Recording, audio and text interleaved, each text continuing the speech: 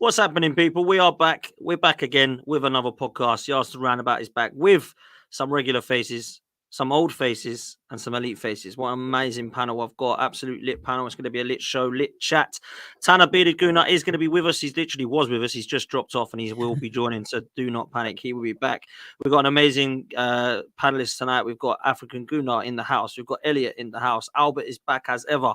And from the hybrid squad, you all know her. You all love her. Sophie Nicolau is in the house. So pleasure to be back. How are you? Yeah, it's lovely to be back on 12th Man. Congratulations on passing 18K on the road to 19K now, my brother.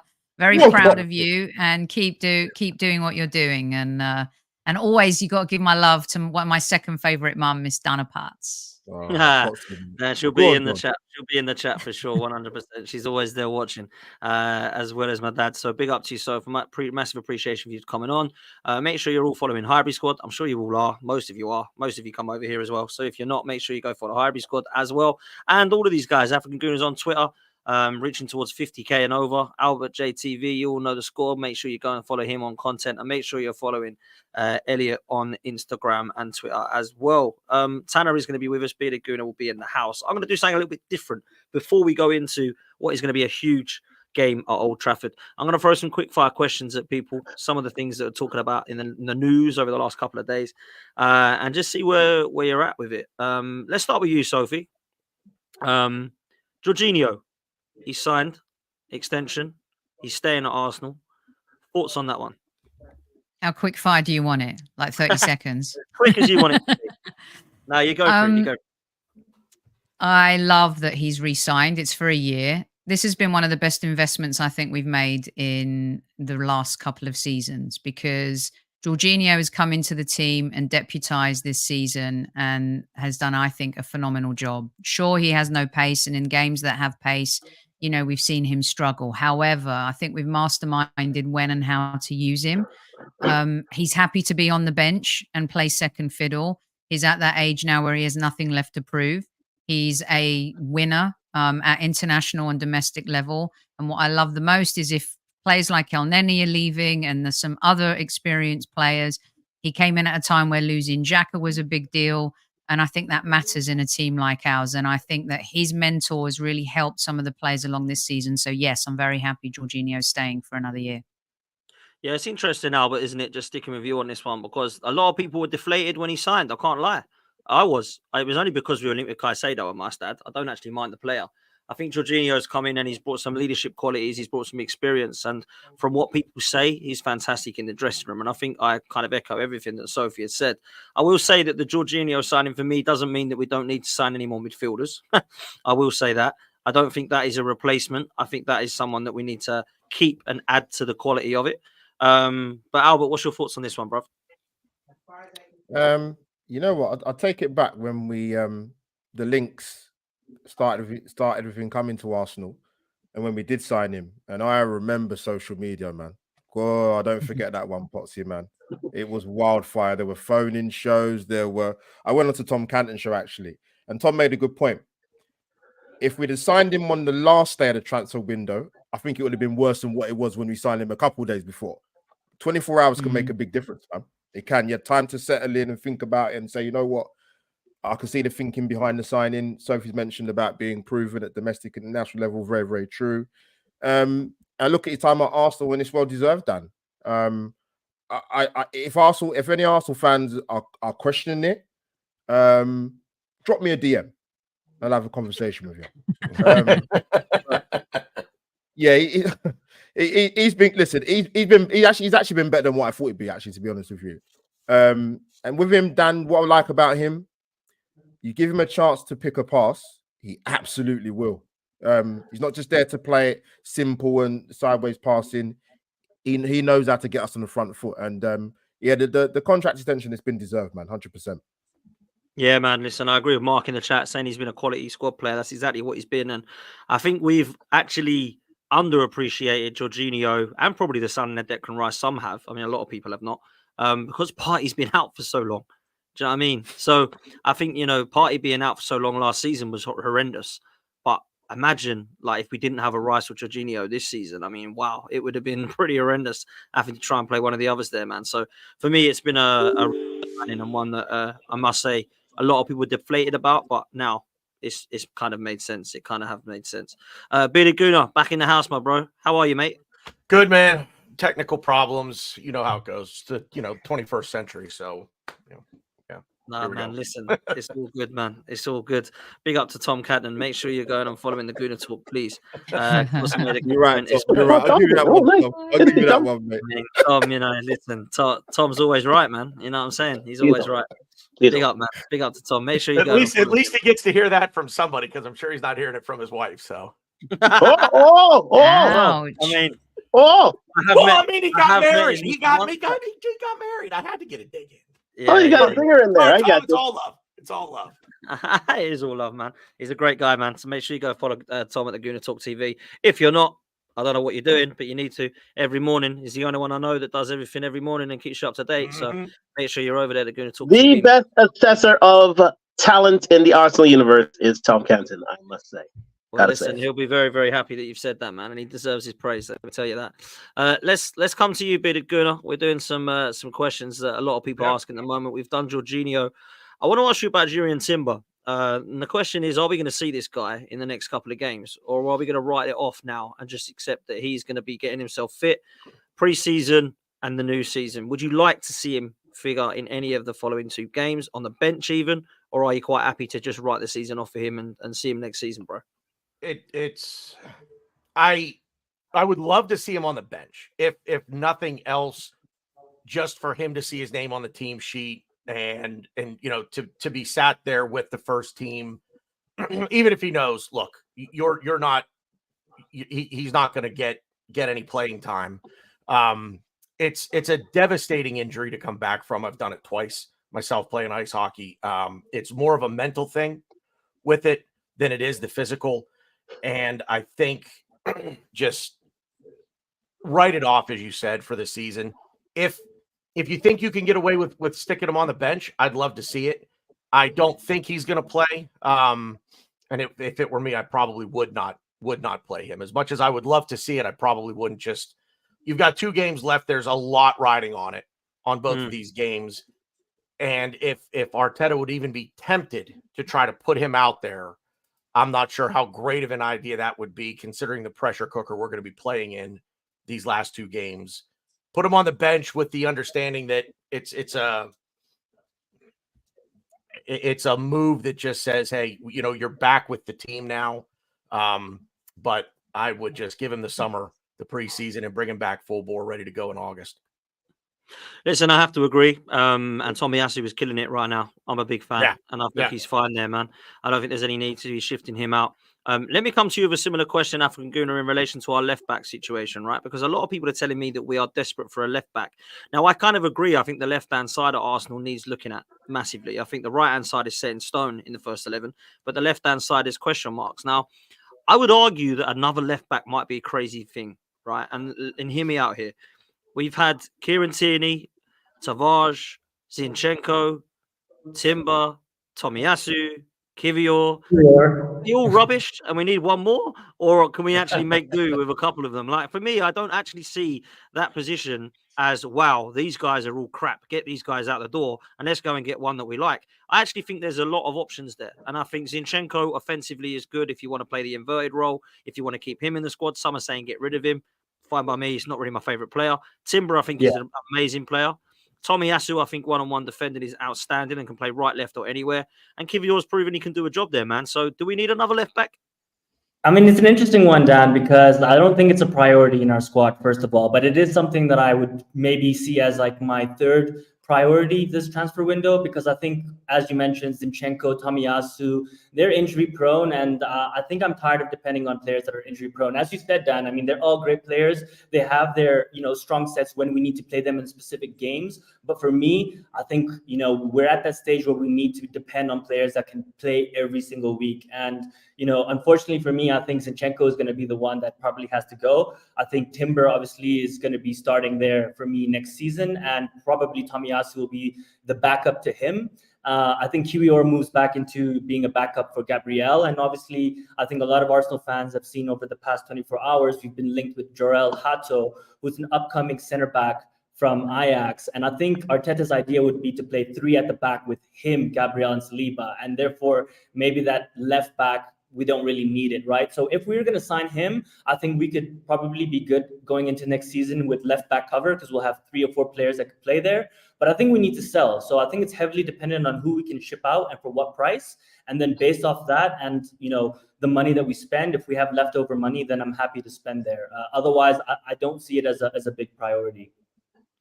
Listen, I think you're talking sense. If I'm honest, I don't see it as a massive priority. Elliot, I think Timber could be our left back. That's what I think. And I think Tomiyasu, I think he'll keep Zinchenko, and we've seen Kiwior stay there. I think if we actually went and got a left back, it might be a bit of a strange thing to do, seeing as we've got a left back playing at Real Sociedad who's not wanted. We've got one at Forest that obviously isn't good enough. I find bringing another one in is mad. We are linked with Jorel Hato, who apparently is very, very good, but he's literally just turned 18. So I don't know how experienced of a signing that would be and how much quality of a signing that would be in terms of him actually playing in that position in the first team. But I think Timber will be lining up at left back for Arsenal next season, man. What's your thoughts, bro? Yeah, Timber's going to be our number 1 at left back next year, and expect a better output from Martinelli because of it.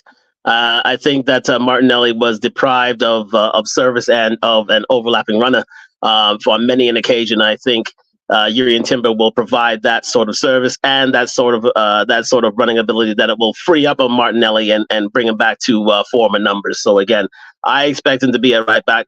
I think our if we're going to be getting any depth in our defensive positions, then I think it will be center back. I think Jorel Hato is built for that position, if not the Diomande. Listen, we're building from a position of strength, ladies and gentlemen, and it's great to see. It's so great to see.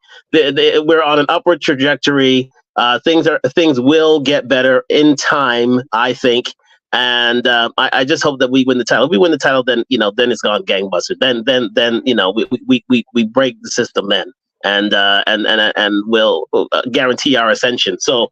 I only see good things for our defense. I think that's the area where we are truly well stacked in at the moment. I think we're deficient up front and in the middle of the squad. But although we do have depth, our floor has been raised by the signing of Jorginho and the letting go of El Neni. But I mean, listen, if we're gonna plunk any money down, it's got to be up front. It's got to be up top. I want cutting edge next year. I don't want to go out to the likes of Bayern Munich by a goal.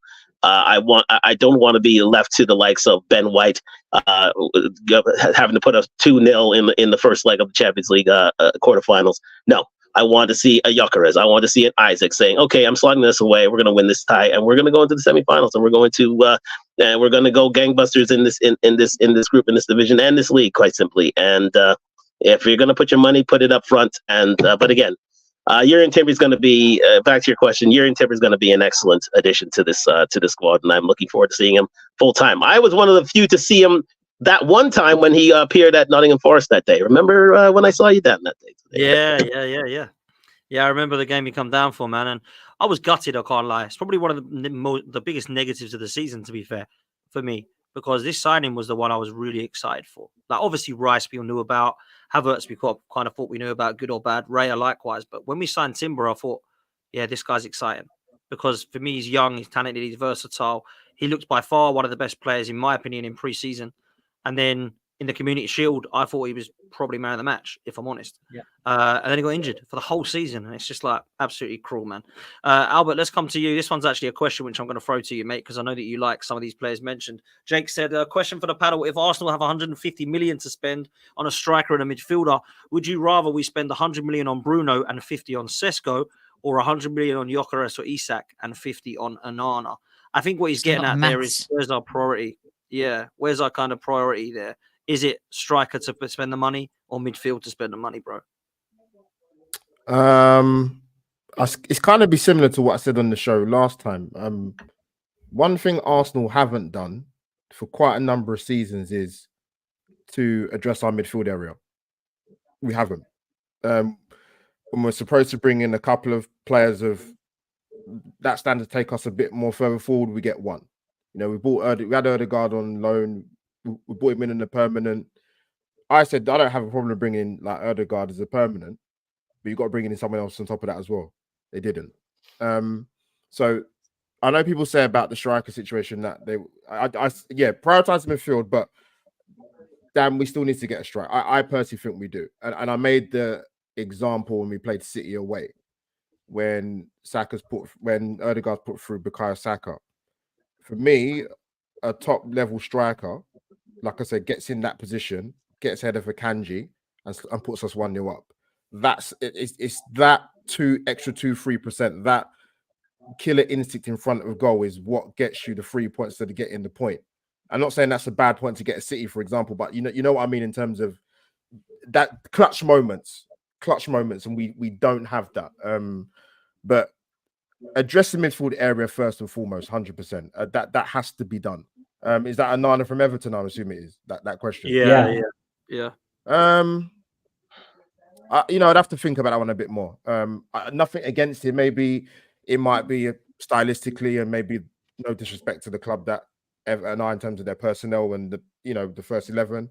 Would he perform better in an Arsenal side? Possibly, but I'm not sure. But one thing I definitely do want to see to sort of finish up, address that midfield area properly for once. And am I confident they'll do it in the summer? I'll go out on a limb and say yes. We're gonna have to sell first, Albert. I think that's my worry, is that we're gonna have to wait to sell all this, the garbage that we have now, to free up some space and say, okay, here we go. Let's go get the players that we want. No, you can do that. I mentioned that last time. One thing Arsenal have to do better, and I don't think any Arsenal fan would disagree with it, is we don't sell very, very well. We are way behind the 8 ball with City and the Chelseas and the Liverpools.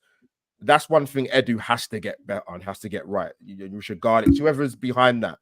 Mm-hmm. And this is the perfect summer to see that. And I'll be looking very, very closely. Not just, obviously, we know what we need as Arsenal fans, what we would like, but I want to see what goes out the trapdoor as such and what we bring in terms of money, because there is money to bring in and actually fill our bank account as opposed to emptying it. Listen, I'm going to open this to the panel, right? I'm saying this right now.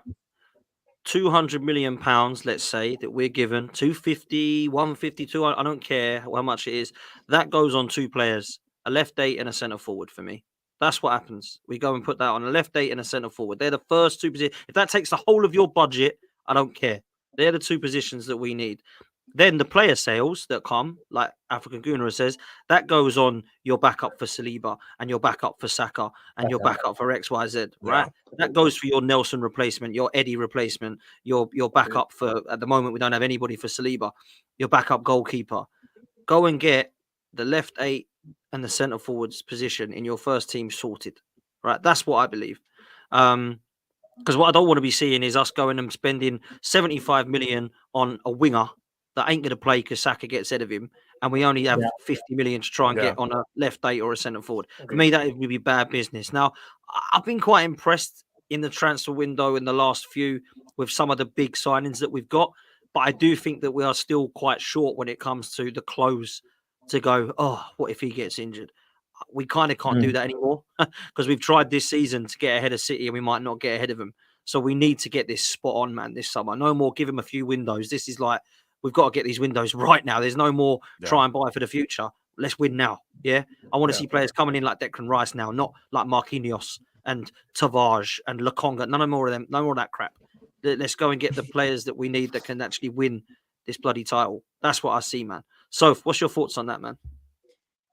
Yeah, a couple of things. So it's really interesting too. I totally agree that we need a prolific striker. But with that said, also, we have the most superior goal difference in the league this season. It's really funny, the things that we're asking for, and maybe we're not diving deep enough into like why are we asking for them, right? Good point. The thing is that you're going up against Manchester City. That's the barometer. And that has been the barometer for the last 2 seasons. We've proven this season that we can challenge them, and they still have a superior team, right? but what they have that we don't is the extra gear, right? And it's just like Al Pacino in Any Given Sunday. It's like inches. It's like small inches. Sports is about finite inches. I mean, Liverpool lost the league by a millimeter of a ball not going over the line. It's about inches. How do you make up those inches? And I think that every transfer window, Mikel Arteta and Edu have made up the inches. And we may come up short again this season. Is it because we didn't have a striker?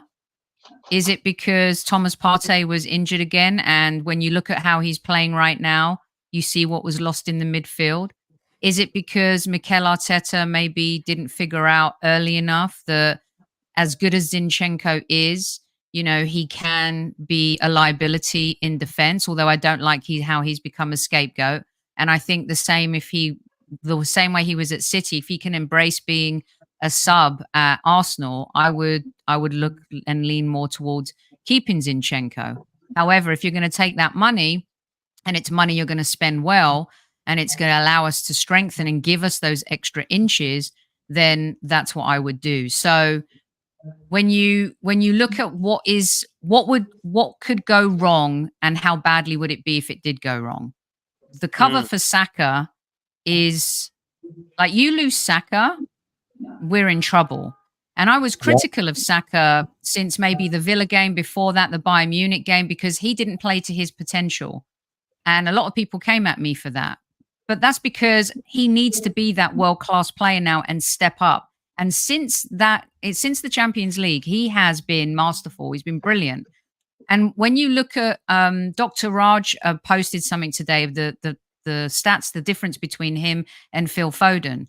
Saka has had he's had such a brilliant season. But because, the love for Foden, the love for City, the way they see them versus us, the respect they have, that's why players like Saka don't get the full respect that they deserve. So for me, it's like, look at what you would lose and how that would affect the team. Saliba and Gabriel, why is no one talking about centre-back? Like, if one of those goes out, you bring Ben White in a centre-back position, but then you miss what is prolific on the right side, which is Ben overlapping with Saka, which has been phenomenal this season. So we're also in a position now where, God forbid, if something happened to David Raya, who's going to be your backup goalkeeper? Because Aaron Ramsdale's not going to stay and play second fiddle.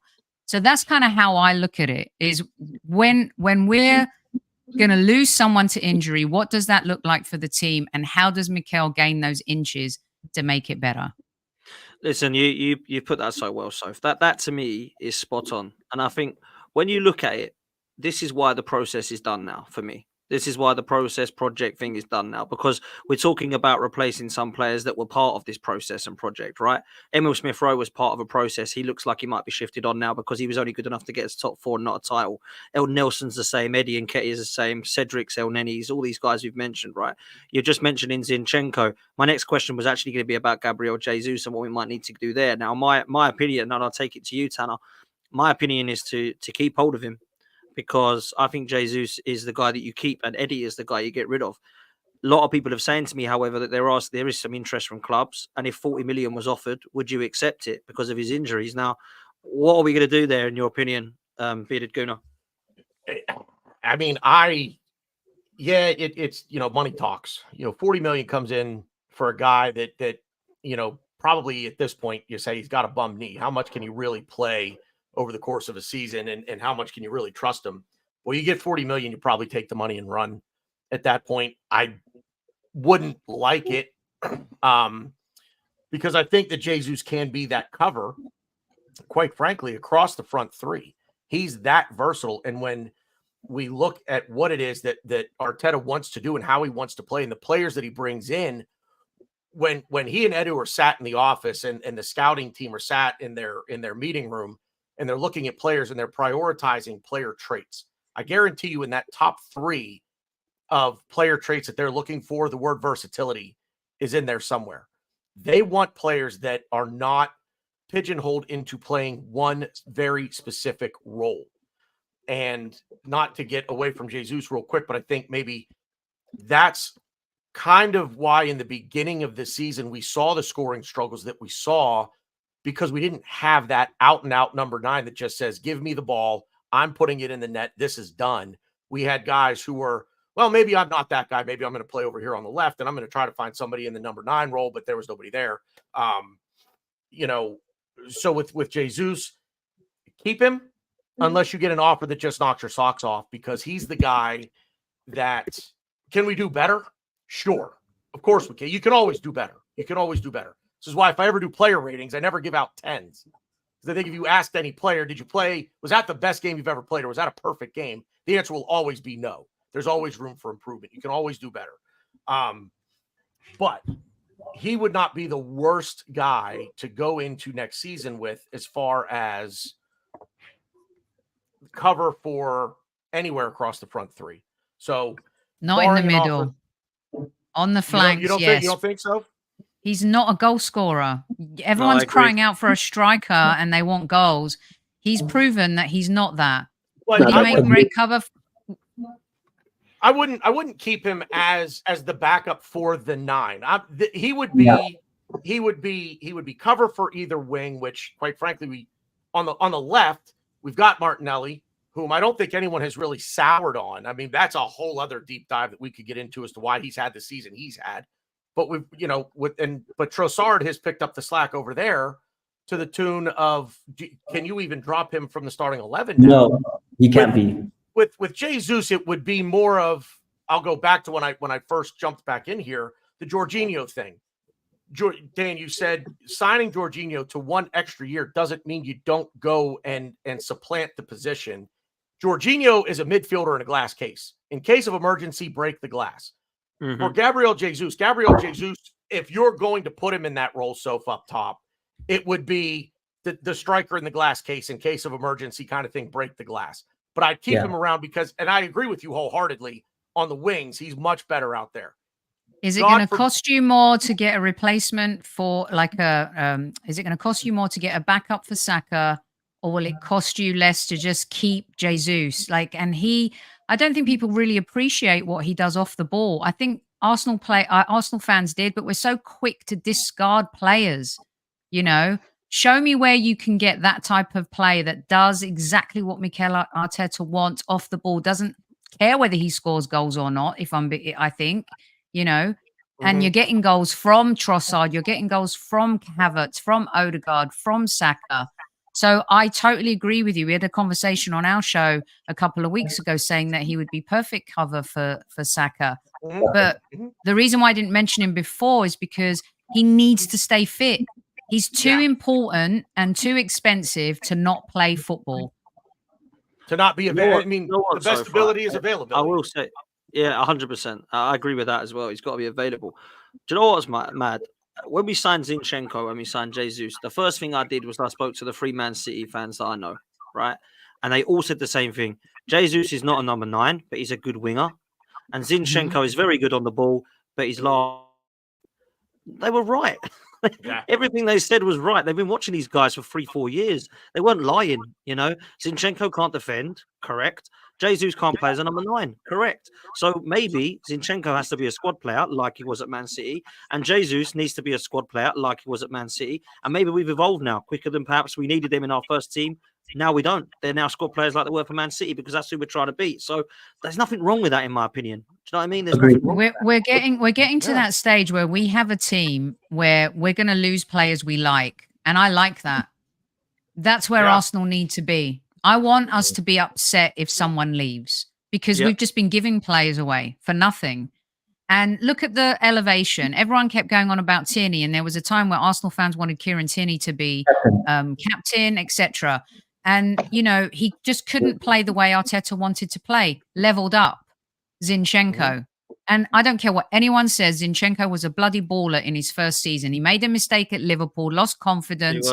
And I'm not being funny. The dude has had a lot going on in his life as well. And I don't like, as I said, that he's become a bit of a scapegoat. But it's okay to think that Jury and Timber might be better and level up.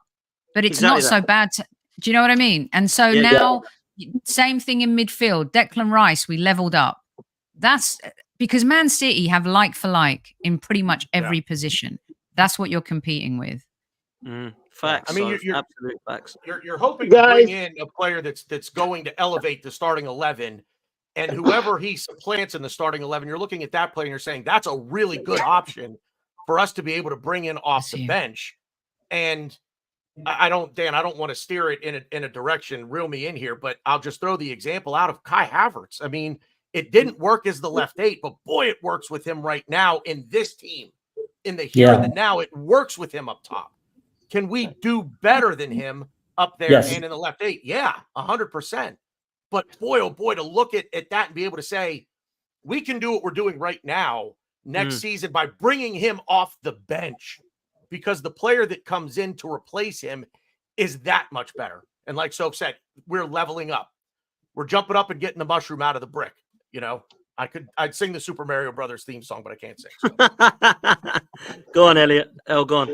You know what? And thank God for Sophie being on this channel today, because she has summed up the plight of man and the plight of Arsenal in one single saying. It's a game of inches. Yeah. It is a game of inches, ladies and gentlemen. Listen, we all been there. So here's the deal, except for you, Sophie. But here's the deal. No, Elliot, I just met you today, and I love you already, man. You won't be getting the letters, Dan. Don't worry, man. Don't worry. Dan gets the letter. I just get the fan mail. That's all right. So here's the thing. Here's the thing, guys. Yes, it is. The floor has been raised, and it's time for us to, as everybody understands, be ruthless. And yes, we understand that Havertz is having a great season, but the fact of the matter is we can do more. We can be more. And nothing was as great a litmus test as Bayern Munich. As much as Kai Havertz is doing in the league, the fact of the matter is he went missing during our most optimal time of the season during the Champions League. We need a guy in the box who can literally give the ball to and say, listen, go put the ball away. Get us 15 to 20 minimum.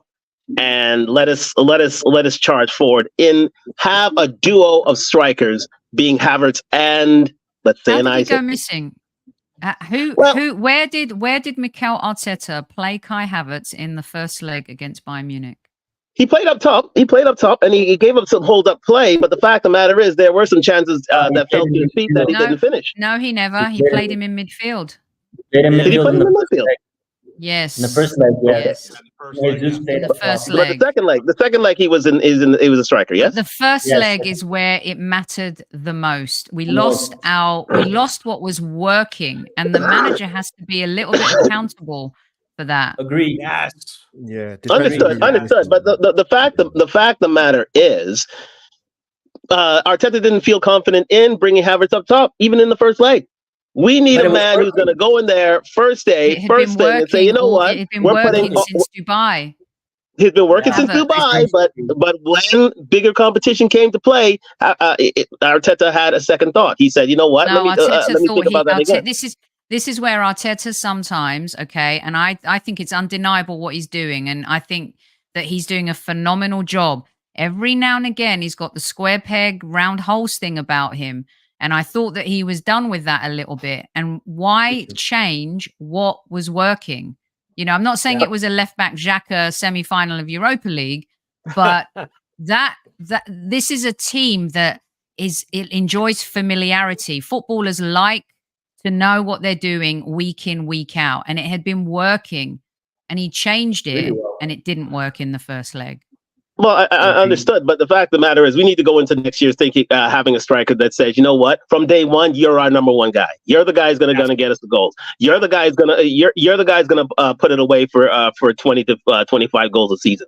And we should be prevaricating any way, shape, or form going into next season. Yes, we should have a backup as good as Man City. Now, let's say this: Man City have the best duo, I would say, in world football up top.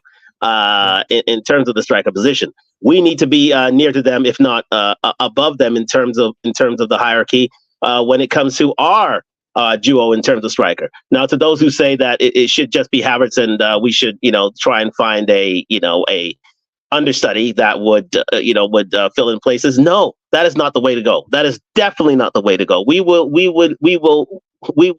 be sorry for that decision going into next season for sure, and we will lose the title because of it. And I insists that we walk up to Newcastle and say, Newcastle, you've had some FFP issues. Fine. Here's $120 million to help out with those issues that you may have. We would like to have that man, that number 14 player, an injury-prone player, and that is worth it. And listen, it's worth it because you know why? Guess who's in behind him? A guy named Mr. Havertz. So you can indeed take that time off and say, you know what? You're in a bit of the red. You take a day off. Havertz, you go ahead and you score us those 10 to 15 goals a season. So therefore, we have covered. That's what's called cover. That's what's called team. That's what encompasses a whole holistic team that's ready to go on all fronts, not just one front. Because this year, let's face fact, we had that one front, and we expected a good run into a quarterfinal Champions League. Do we all say that the quarterfinal Champions League was a good run? Yes. So next year we want to step it up to a semifinal. Do we want to step it up to a final?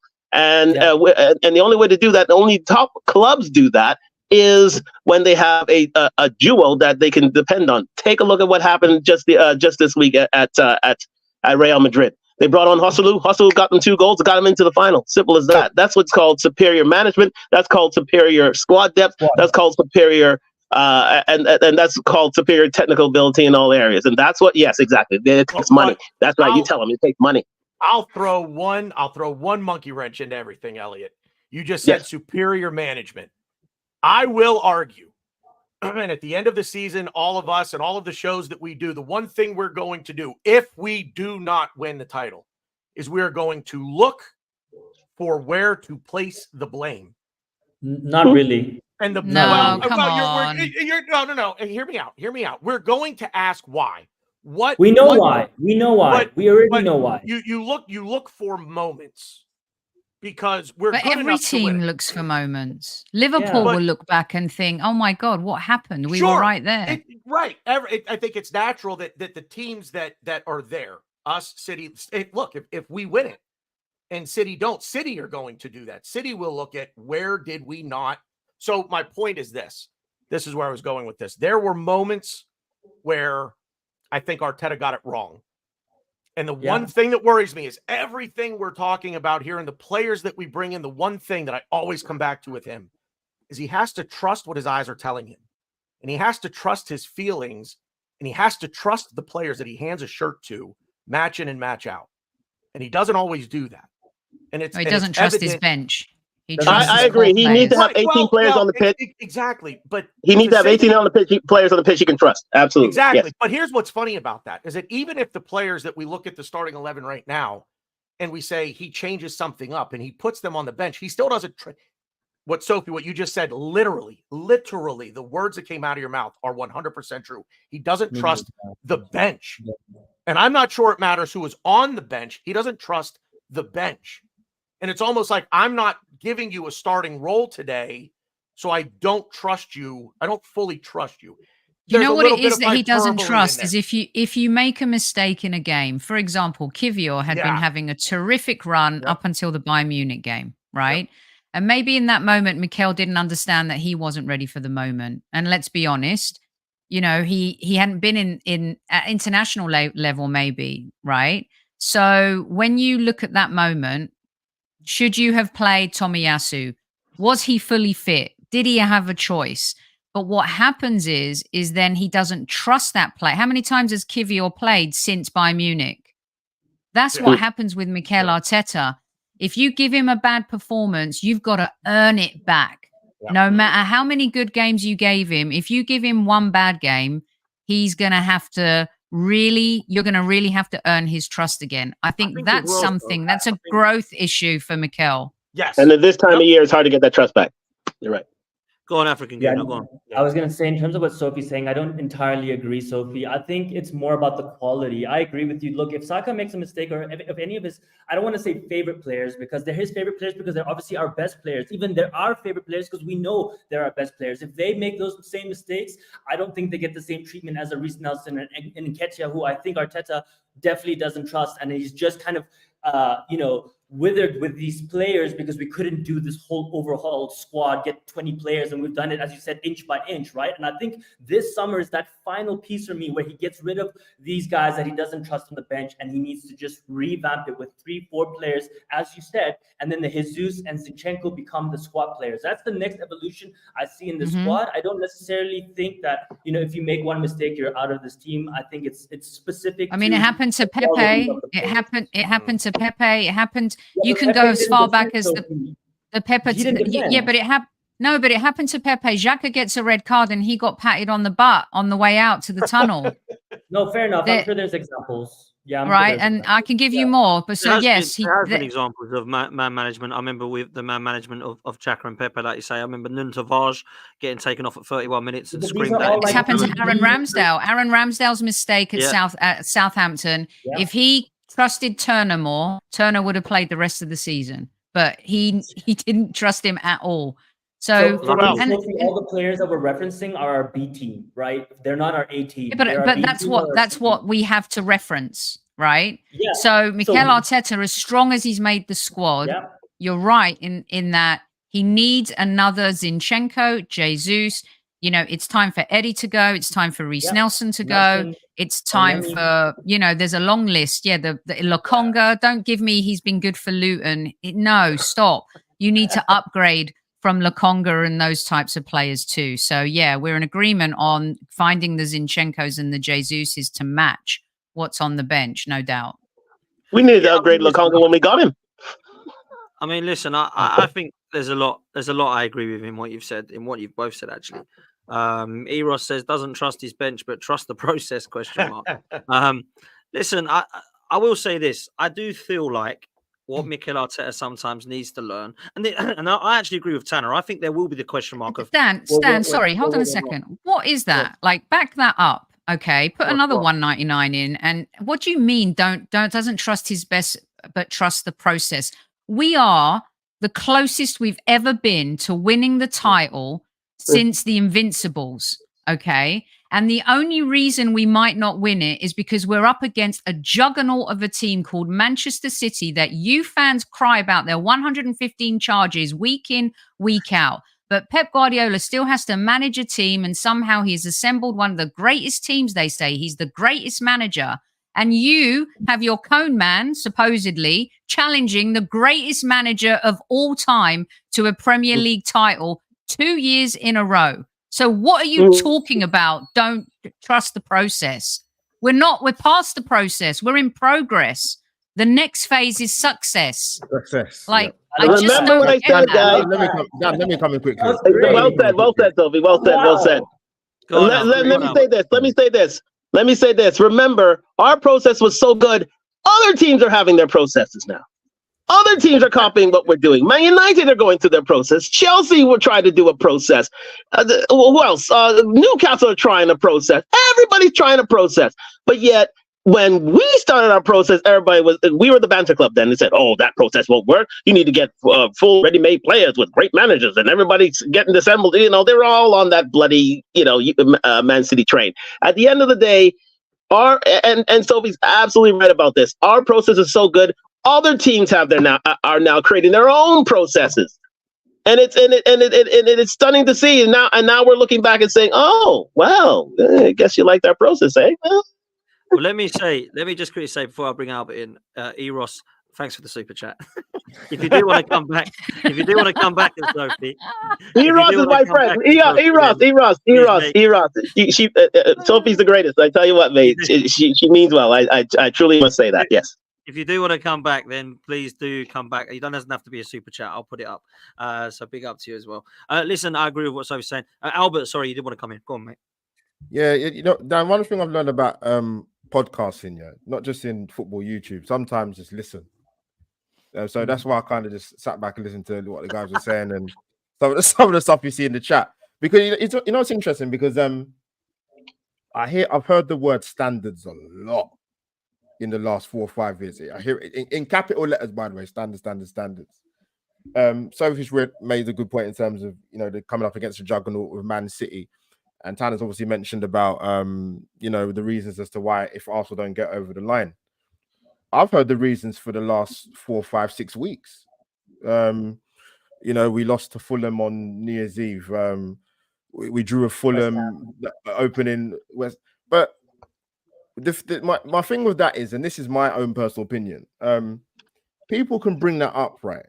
But let's be honest, Dan. If you're going to bring up, for example, we're losing to Fulham away, that was New Year's Eve, my friend. Yeah. We've got over 5 months of the season left. If you're going to be really, really honest as an Arsenal fan, if we don't get over the line, winning the league title, it's the Villa game. It's that simple. Dan, I saw the clip version. You know what I'm talking about when I'm going to say this to you. When you had the guys on, Lawless and LB. Oh, I couldn't believe I couldn't believe what I was watching. I couldn't believe what I was listening to. It's that simple. Look,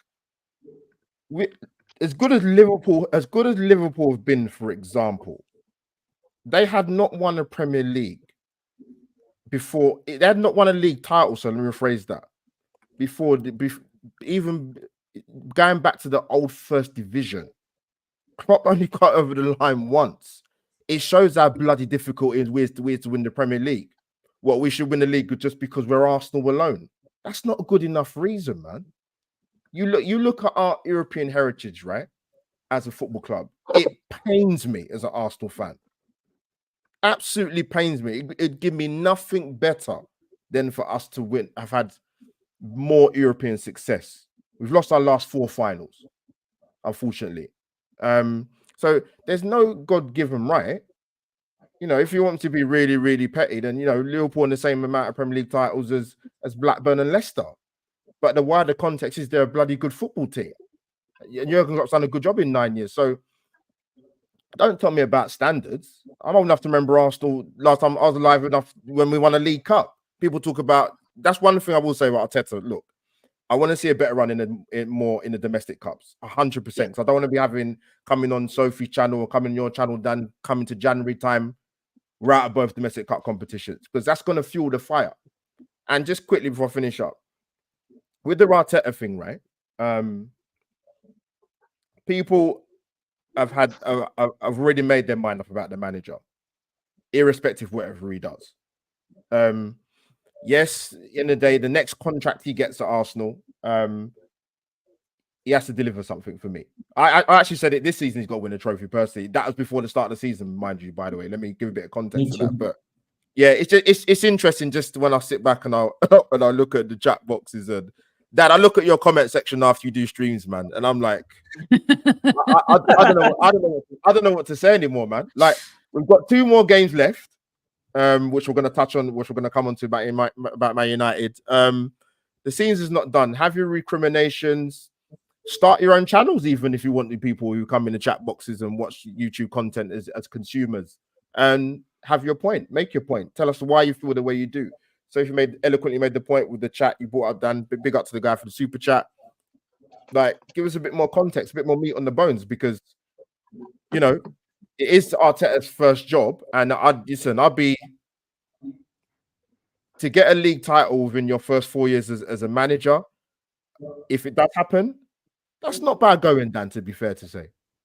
In the Premier League, on top of it, against Man City. Yeah, because what some people are comparing now, this is the new argument. But Alonso, look what he's doing in his first year. Sophie, I saw. Oh my God! I mean, this is and I have changed my mind about Mikel Arteta. The first 15 months, I could not see it. But I am. How can you not see what's happening? You can't deny what's been happening. And Emery inherited a broken football club from Arsene Wenger. And then Arteta inherited a broken football club because Emery wasn't given the tools and the power to do what Mikel Arteta did. He wanted to remove Ozil from the dressing room. He wasn't allowed to do that. He wanted to buy Zaha. He was given Pepe. And then you look at how broken we were. We went from meltdown, breakdown to rock bottom, and we needed football rehab. And Mikel Arteta and Edu have done that. I couldn't see it because all I was focused on was wins and losses, right? Super Kev always used to say to me, Soph, it's the players. And I always believe that a team in the image of a manager is a team that succeeds the most. But when you lose to the man that you replaced in the semi-final of a European trophy, when you start the next season 0-0-0, I don't blame fans like me and other fans who were like, I just can't see it. When is this going to stop? But he's lucky that he had owners that a lot of people protested over that had the faith to stick with him and give him the money to invest to rebuild not only Arsenal on the pitch, but Arsenal off the pitch. We were broken. The Emirates was a library. No one wanted to go to games. And now we've kind of got a rebirth and have reminded people that we are still a big football club. They mistook us being a poor Premier League team for being a small club. We've always been a big club. And so, you know, next season, I agree, Albert, it has to deliver success. But to be in the position that we're in and want to change it and then say, well, look what Alonso's doing in his first season, where it's completely different landscape in German football. I mean, if they end up doing the treble without losing, amazing. What an achievement. It's an amazing achievement. But to suggest that Alonso would come to Liverpool and do the same, I just don't think you can do that. Yeah, fans do that. We live in a very different time, man. We live in a different time. 100% it is. 100% it is, man. Listen, let me throw this super chat up from Nikhil. Big up to Nikhil. Says, really rhymes. Process, progress, success. Sophie should write a poem using these words. Got a nice ring to it. Couldn't agree more. Maybe I Big will. up to your super chat, man. Thank you very much. I much appreciate it. Sophie, homework for tonight. There you go. Some homework for you. You should get that trademark, Sophie, as a slogan. I know Gunner Blog did something similar, right? So yeah, man. 100%. Maybe he heard it. I've been using it all season on the Highbury squad, so I'll take Gunner Blog to court. How about that? There we go, man. Listen, I want to talk about this Arsenal Man United game. Before we do that, I just want to touch on something that Tanner did say, because I do think it's relevant in terms of if we don't win the league, there'll be questions why. But I don't think that's why because the manager's not good enough or why because the Suns. I think it's like, let's look at why. Look at the reasons why. And I think that there will be where Arteta might need to improve on next season in terms of his decision making. I think it's fair to say. I don't think that's hard. I don't think that's harsh. I don't think it means he needs to get the hell out of here. I don't think it means to say that he's not good enough. I think that if you know something has not worked, don't not go back to what didn't work. You know, I'm getting to a stage now where maybe it's because I'm getting older. If I don't write stuff down, it don't happen. Yeah. And if I forget to do stuff, it's because I probably haven't wrote it down. So if I go into something, I won't write that down. I'll remember and I forget, more for me. Yeah. Because I know that don't work. And I've tried to make it work. And he's tried to force Havertz into this hate when he know it don't work. And it's lost us Villa. It's lost us Bayern. And we're out of those competitions now. Potentially lost the league because of it. I think that's fair. I don't think that's harsh. I don't think that's overly critical. It's just facts, right? So for me, that is where I would give the criticism if we were to lose this title. There's also the games against West Ham, Fulham at home. You can mention all that if you want. But that Villa game, it was in our hands, man. That's the thing. And that was the one I think that everyone will look at to be sure. Go on, African. Yeah, I think this just goes back to what Bearded Gunnar said when he was talking about us, you know, reminiscing and pointing out those moments. And I was saying no. I still stand on that point for me. Irrespective of how this season finishes, I'm not going to look back and cry about it. This has been one of the most incredible seasons as an Arsenal fan that I've had in my lifetime. And we're going against one of the best teams in world football. I mean, Man City are on an unbeaten streak. They've literally haven't lost all season. I mean, this is ridiculous. So when you take all that into consideration and you talk about the margins, I mean, Albert mentioned it, right? We haven't lost since December. I mean, like, I don't remember the last time that's happened to us, right? So we got to take things into perspective and put a bit of context on it. You know, I think I saw somewhere someone said that if we finish second against City, there's no shame in it. And that's really what it is for me. I'm still going to be super proud of this team. I'm not going to be upset about Arteta. I'm not going to be upset about our players. I'm going to be super proud. I think moving forward, though, next season, Arteta has to win a major trophy. And if that doesn't happen, then we need to start having those conversations. But until then, I'm fully behind him. And I'm really excited to see what he does in terms of the summer transfer window, because I think we're only 1 or 2 players away from really going all the way in all 4 competitions. I think that's the next step next season is we got to do way better in the FA Cup and the League Cup. We got to be going into the knockout stages, quarterfinals, semifinals, and pretty much every single competition. And that's the progression for me. So yeah, just in terms of what you were saying. Could not agree more. Dan, real quick before we move on to United, I'm sorry, I'll make it quick. Just we talk about the process and Sophie, you know, progress and success. the process and the progress we have to also remember is not just players. It's not just the players. It is also very much the manager. There is a process with him becoming. Agreed. I mean, look, would anyone argue right now that Mikel Arteta might be one of the 5 best managers in world football? Would anyone really argue that point? And this is his 3rd full season as a top flight manager. There's been a process and there has been progress. There needs to continue to be progress for him. Agree with that. As a manager.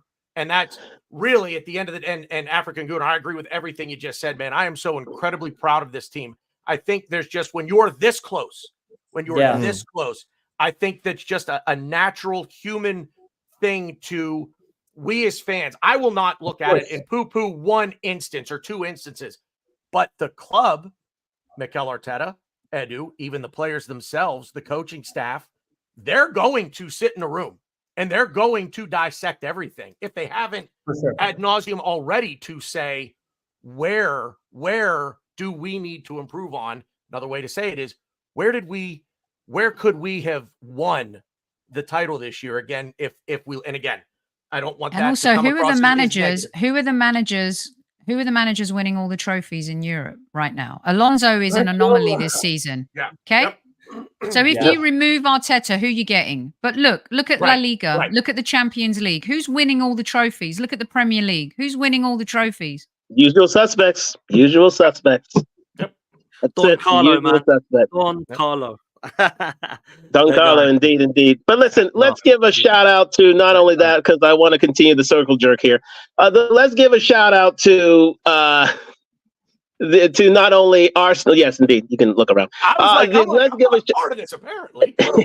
Let's give a shout out to management and locking down our top names and prospects to long-term deals well and truly early. They've learned their lessons. Shout out to Edu. Shout out to Richard Garlick. They are not, and the coaching staff, and identifying our top players and making sure that they are locked down to reasonable, let's add that, reasonable long-term deals that'll keep us at the top end of the table for a good amount of time. So shout out to them as too. Nah, fair play to you, man. Listen, let's move to this game because we're nearly an hour in. We haven't even spoken about the weekend, but it's been good chat. I can't lie. That's what when you know it's a good show, when it flows like that. Let's go back round. We'll start with you, Albert. The game this weekend, I've been on shows for the last 2-3 days, and I am known as one that it does not always stick his chest out and start being overly positive. But I have been in the last few days. And I've gone on record on a number of shows, and I'm going to stick with it and say on here that I think Arsenal on Sunday will win 4-0. I think it'll be a comfortable win. I think we will batter them, and I think we will really, really hurt them. And I hope that happens. If it doesn't happen, I'll be very disappointed. This is an opportunity for Arsenal to try and get some revenge back on the results that have embarrassed us over the last couple of decades, whether it be 6-1, whether it be 8-2. This is the closest opportunity we will have to destroy Manchester United at Old Trafford. And that is why I believe that it has to happen. The way we're playing, the way we'll dominate that midfield, our front three will get chances. If we take them, unlike Liverpool, we'll score goals. Defensively, we're solid. I don't think we're going to give them much. They've got no centre-back pairing fit. They probably have to force and pray that Johnny Evans takes injections. Casemiro might have to line up alongside him. It's looking bad. Mount is now out as well in midfield, so they're going to have Eriksen trying to hold that midfield together. There is no excuses but to win this comfortably, Albert. You know what? You see when we play Man United away at Old Trafford, first our record's not fantastic there, but you get that with some clubs. It just isn't. I know some. Now you know what it is, yeah. With United, I think this is probably with some Arsenal fans. We have our rivalries with obviously London clubs and other teams, but there's always a club outside of London you just hate, or you despise them or dislike them. Actually, mine isn't Man United. It's another club, but we'll get that's another podcast. But we've been due to, over recent years, definitely. I'd say the last 3 or 4 years, probably. We've been due to give them a beating at Old Trafford, and we haven't done it. And it makes me more angry every season that we don't do it. I can't think of a better time in recent years going to OT on Sunday, not just because we're trying to chase the league title, but even just look at this game in isolation. we need to give these guys a good seeing to, man. What I saw Palace do to them in the week. Yep. I thought it could happen. I thought the score should have been more than 4-0. I've said it before. The last couple of times they've come to the Emirates, this Man United side is one of the worst I've seen. I don't need to watch them week in, week out. I've seen enough of them. And if Arsenal can't go there and put down a marker, and when I say put down a marker, yes, listen, first and foremost, Dan, I'll take the 3 points and run, right? Regardless of whatever the score is or the performance, because we're at that stage of the season now. But if there's ever a time to go to that ground and make them eat the biggest slice of humble pie that could ever be made in your oven, wherever you cook your humble pies, the time is now. Is that simple? Like you mentioned with United, they have got some massive injuries, and I saw that about Mason Mount being out and a couple others actually as well. But there's no excuses come Sunday for me. Absolutely none. We haven't got any key players missing. Everybody should be fit. I think most Arsenal fans could probably name the first team, the 11 that's going to start on Sunday. Maybe one or two possibly you might have a bone of contention, but it's about time Sunday to put down a serious marker and go and actually give them a serious beating. And I hope they go and do it. Yeah, facts. And Sophie, I'll come to you next. How do you see this one going? Am I crazy to think this will be a comfortable victory? Am I overconfident and arrogant like some may think? I'm not supposed to be. It's not supposed to be. This is supposed to be realism for me. I honestly believe this will be comfortable. Go on. Not in this era of Manchester United. I wouldn't say you're arrogant at all. I would encourage, if it's okay with you, I did a pre-game with Adam Matic from Forever United TV. Yeah. And honestly, if you want to listen to an honest take on the state of Manchester United, you just listen to him, because he broke it down so brilliantly. And I'm with Albert on this one. If we fail to kind of break the recent ducks at Old Trafford with this team, and he said things that I didn't know about how broken they are on the training pitch, in the dressing room. I mean, they are broken, and they have been broken for a while. And now I was talking about our meltdown, breakdown, rock bottom. They've hit rock bottom. And it's been a while since we won the league there twice. And when you look at the results at Old Trafford since then, it's not a guarantee. There's something about certain stadiums, but we've also done a really good job about breaking ducks recently, haven't we? Everton, Tottenham away. We've managed to kind of overcome adversity in spots where we found it difficult in the past. But I agree with you guys. This is where I try to be open and fair. I'll defend the team. I'll defend Arteta, but I will also say without any fear that if you don't win this game, I don't blame fans questioning if you can be a closer. These are the games you've got to win if you want to win the title. Aston Villa at home, that's a game that will sit in the gut of many Arsenal fans. But then what about the Fulham games? What about the West Ham game at home? There's certain situations where you have to show that you're a closer. And this is the time to do that. If we don't win at Old Trafford with this particular Manchester United team, if we were going to Liverpool, Man City, I'd be like, oof. But with this team and how broken they are, listen to what Adam said. I mean, we have to win this game, but we should win this game. And I agree with Albert, no excuses. Yeah. Facts, man. Tanner? Yeah, I agree with everything that Albert and Soph and Dan, even yourself, just said. That on paper you should be confident going into this, and we should absolutely smack them. I don't think it'll be 4-0 at full time. It could very well be 4 or 5 or 6-0 at halftime, given the way that this United team has played. But the superstitious side of me just cannot. I'm confident right now because of what I just saw at Selhurst Park from them on Monday. I'm telling you that come tomorrow night about 10 o'clock, so I'm on the East Coast here in America, 10 o'clock Eastern time, my butt's going to get a little squeaky. That might have something to do with the Chinese food that I eat for dinner tomorrow night, Might have something to do with our match against United on Sunday. Probably the latter, because I'm not going to have Chinese food. It's just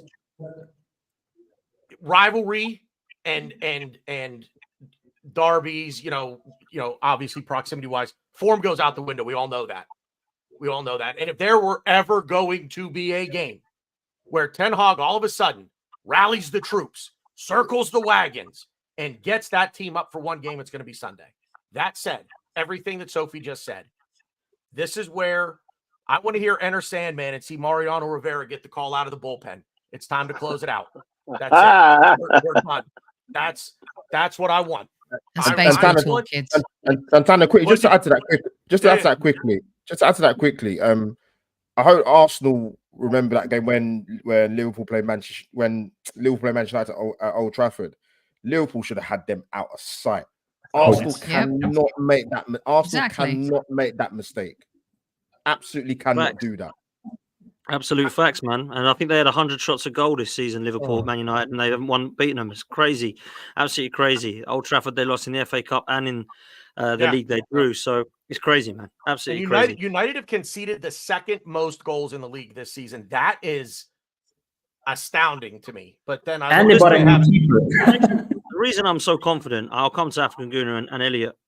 The reason I'm so confident, we put 6 past West Ham away, 5 past Burnley, 6 past Sheffield United. I'm looking at it thinking those actually did play pretty well against Man United. Burnley should have beaten them. They were much better. Yeah, they should have. Sheffield United, I mean, they had to take a last-minute Bruno goal to beat them. And then when you look at the actual teams that we are beating comfortably at the moment, Bournemouth at home, much better than Manchester United. Man United are depleted. They've got no centre-back pairing. They've had to play Casemiro there and pray that one of their youngsters can be fit or that Wan-Bissaka or one of the other guys can slip in there. This is no excuses now. This is demolition derby time for me. This is go and remember when we lost 6-1 and 8-2 to them and feel how embarrassing it was. Go and do that back to them. So I'm not going to be happy if we. I mean, listen, I will be ready, right? But if we win 2-1, I'll be like, oh, that's a shame. I really want to go and put 5, 6, 7 past them if we can, but I'm going to go 4-0 and be confident that we can put at least 4 past them, man. So, African Guna, what's your thoughts, bro? Yeah, Dan, actually, I'm kind of on the fence here because I agree we should totally be winning 4 or 5-0 considering the injuries that Man United have. But at the same time, I don't really care for it. If we win 1-0, I'm happy. For me, the most important thing is the 3 points in this game, and I would like to stat pad against Everton. That's the game where I'm saying, okay, let's get as many goals as we can. And we know the last 2 seasons we've won 5-0. We usually thrash teams on the last game of the season. Usually it's because there's nothing left to play for. But this time around, hopefully, we're just gonna punish Everton. So for me, I think frankly the most important thing is to just get the win. We know our voodoo at Old Trafford, and frankly, I think something that no one has mentioned is that Lisandro Martinez and Marcus Rashford are going to be back. So, hey, you know what? I'm really excited for it because Man United fans are not going to have any excuse. You had your best defender and your best striker on the pitch, and hopefully we'll win 3-4-0. And yeah, I mean, for me, the most important thing is the flow of the game. I think if we score early on, a lot of people are saying, if we score 1 or 2 goals, like we can't sit back. I don't think that's how we've been playing in 2024, really. I think we score an early goal, then we let the other team kind of have the ball, and then we just capitalize on mistakes. And once we get 2 or 3 goals, it's pretty much game over, right? And then we've done really well in game management in the second half. So for me, I think it's just about getting a strong start. I think as soon as the first goal goes in, the floodgates will open. But I remain confident that 1-0 is all I need for me. I don't really care about this 8-2 revenge, and I would love it. Don't get me wrong, but that's not important to me right now. It's the win, the 3 points, and taking this to the final game. Yeah, 3 points is absolutely the minimum that we need to do. Sophie, you've got to shoot. Love for coming on. Absolutely, I appreciate everything for coming on. Thank you so much. Always a pleasure, Dan, and great chatting with all of you guys. Thanks to everyone in chat for their comments, and keep doing a great job. And up the Arsenal, no excuses. Got to win. Take care, everyone. Have a fantastic weekend. See you soon. Bye-bye. Bye. Simply the best. People, make sure you go and follow Sophie over on Twitter at Soccer Diva and Highbury Squad. If you're not there, you need to be there. She's on every night, Monday, 8 p.m. So you make sure you're there. Elliot, let's come to you. Thoughts on this weekend, brother? Here's the thing, guys. Certain clubs have certain hoodoos over other clubs, especially when we visit. And one of them being Man United. We haven't won them since the days of Fabregas and Adebayor. Okay, guys. What I would like to do this year is to inspire us all is to win it for this man right here. Did you see him? Do you see him? This man, our footballing father, our father. Yes, the professor, our father, father. Yes, we have not done it for our father in a while. Father, we will go and avenge you. We have done it at the shithole down the lane, and we'll now go to Old Trafford and beat you there too. It is our father we must win it for now. Why the German accent though? Are we saying Havertz is gonna be the one? He's part German himself. So again, I'm trying to straddle lanes here. So yes, we must do it for our father. We must do it for our father, ladies and gentlemen. Wenger and Elliot, that's all. Yes, exactly. Do it for me. Do it for this guy. But let's get down to brass tacks here, people. They stink. If we cannot beat Man United at this stage of their footballing history, we don't deserve to win the title. Let me say that right now. Let me just put it to you straight. We need to thrash Man United this year. We must do it for this man indeed. Because remember that 8-2 that they gave us and they laughed at us and they sent it to the stands and they laughed at him for being in the stands? Yes. Put this on the bulletin board and say, you know what? We have yet to do it for him in our last 15, 16 years. And it's time, it's bloody well high time we go there with the strength and depth, the strength we have of the squad and say, you know what? Yeah, remember that 8-2? Yeah, we're going to have to give you one. We're going to have to, we're going to have to give you the business. So, do what you must, be prepared and get ready. But I cannot stress enough that I am super confident in us going towards Old Trafford and winning this weekend. I am super confident in doing the double over Man United this year. The hoodoo must end. It must end this year. And we cannot have an inferiority complex to a side that are clearly beneath us. It is insane how these guys have had one up over us every single year since our resurgence, and it needs to end now. We need to go to Old Trafford and say, you know what? You're in the mud. We're in the clear. We're one of the top teams in, if not in Premier League and in Europe, and we're going to show you. We're going to show you. We're going to literally show you today. You're not going to get a sniff in front of goal, and we're going to find goal with ease on Sunday. So just hold on to your ankles, guys. I mean, they're going to depend on the counterattack, as we know, right? The Rashford goal. We all know what's coming. We all know what's coming. Well, they're saying Rashford and Martinez are back, but I don't know if they'll start. They're talking I'm not sure. I'm not sure either. Yeah. Yeah, they're not sure. They're saying Martinez might just be back for the FA Cup final. They'll save him for that, which to me shows you everything they want in this game. In comparison to that one. Dan, if Martinez isn't playing, then really the floodgates should open because they don't have any defenders, right? 100%. That's why I've been confident, man. I'm quietly confident that we can get a battering here. That's what I'm saying. I think we'll win the game, but I'd be disappointed if we win 1-0, 2-1. That's for sure. Because for me, this is a team that needs to be smashed as far as I'm concerned. Disappointed may be a strong word because we've got 3 points. That's what matters, right? But you get my point. I want the battering. It's a nice to have for me. You'll come away from it feeling a little empty. There you go. I get it. Yeah. There you go. I mean, it's natural, man. You know, we should dominate them. We should spend 80 minutes. Oh boy, Dan, you might get canceled for what I'm about to say. We should spend about 80 minutes in their box. All right. We really should. Yeah. We really you're should. Right. We should. And look, if Martinez does come back and play this game, I'm looking at Kai Havertz and I'm saying you have one job. I want them to go down to 10 men and I want him off the pitch. So go at him. Yeah. And he's not 100% fit, even if he does play. Do you know what I mean? So that's the way I see it. Yeah. But listen, we're in that position. Our last question before we wrap up. Does anyone see Fulham doing anything tomorrow? I'm praying. I said that there could be a surprise in store. I did say that. I don't know what it is, but if there is one chance that Man City get beat, it is tomorrow at Fulham. It's an early match. Pep has already gone on record saying he doesn't like early matches at all, and this may be it. So the funny thing is, we're all like praising and depending on players we got rid of because they were so bad for us. That's the funny part. And we're True. all here like, oh, You're true. Leno, You're right. woke You're me, right. like a guy who could barely hit the target for us. You know, that's why we got rid of him. It's just so ironic how these things happen. But I mean, look, for me personally, I think if Man City score early on, the game is pretty much game over. So it's just about how long Fulham can last, right? As soon as that first goal goes in, the TV is pretty much off for me. So I'm just hoping that Leno has the game of his career. But I think, you know, Dan and the panel, I don't know why people are discrediting Spurs. For me, I think that's the game that maybe they can get something, you know, a Heung-min Son penalty or something. I mean, for me, that's probably the game that I see they drop points, maybe a draw. I think Fulham and West Ham, I really don't have any hope, to be honest. Interesting. Anyone else?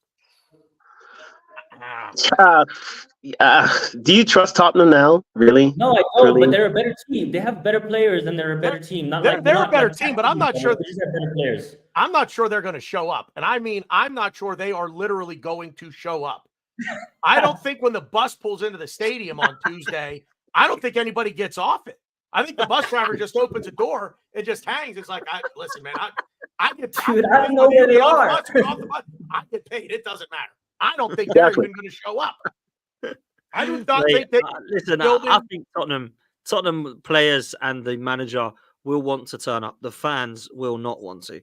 They will literally want to roll over, and that's it. And listen, if I'll say this: if Liverpool beat Aston Villa on Monday night and Tottenham beat Burnley, which I think they will, then there's something for them actually to play for against Man City, and then obviously against Sheffield United in the last game of the season for Tottenham. So that's the only way I see Tottenham properly going for it. The other thing is Ange has actually got to change things up, because he can't just, if they draw against Burnley and get smashed 5, or even lose against Burnley and get smashed 4 or 5 by City, his job could even be up for grabs. No joke. The Tottenham fans are that brutal. Yeah. They will just go, do you know what? I'm done with this guy. We can't do this. We're getting hammered every game here, blah, blah, blah. So I don't know. Maybe you're right, Tanner. I don't see it. I've got to be honest. I think Arsenal will comfortably beat Manchester United and Everton. And unfortunately, I think Manchester City will comfortably beat Fulham Spurs. As well. And I think I'm kind of accepted that. And I'm just praying now that anything else is a huge bonus for us, man. So we'll see. I'm still banking on Fulham. I'm still banking on Fulham. I'm banking on everybody they play. Of course. It's the hope that kills you, right, boys? It's the hope. Well, listen, unfortunately, it is, man. Listen, let's close by doing the score prediction. You all know mine. I've gone 4-0. African Gooner, what are you saying? I'm going to go 3-0. Safe 3-0. Oh, nice. Elliot? I'm with you, Dan. 4-0. Let's do it. Albert? Oh, I'm going to go with African Gooner. Yeah, 3-0. I'll see. Yeah, 3-0. 3-0 Arsenal. Bearded Gooner? I've got to be the different guy here. I'm going to say all of the goals to the Arsenal, none of the goals to United. You want to score 3-1. 3-1. I feel like they're going to figure out a way to nick one on a counter, but 3-1. Interesting, man. Interesting. Listen, we're going to finish it there. Absolute legends, all of you. Thank you so much. I really, really appreciate all of you for coming on. And I appreciate everybody in the chat, man. I really do. I appreciate your super chats. I appreciate your interaction. I appreciate your comments. We do read as many as we can. All of us do. Please make sure you comment on this video as well. Make sure you like it. Make sure you subscribe it. And make sure you're following all of this panel and the Hybrid Squad and Sophie. We'll see you next time. Take it easy. We're out of here. Up the Arsenal. Come on, you Gunners.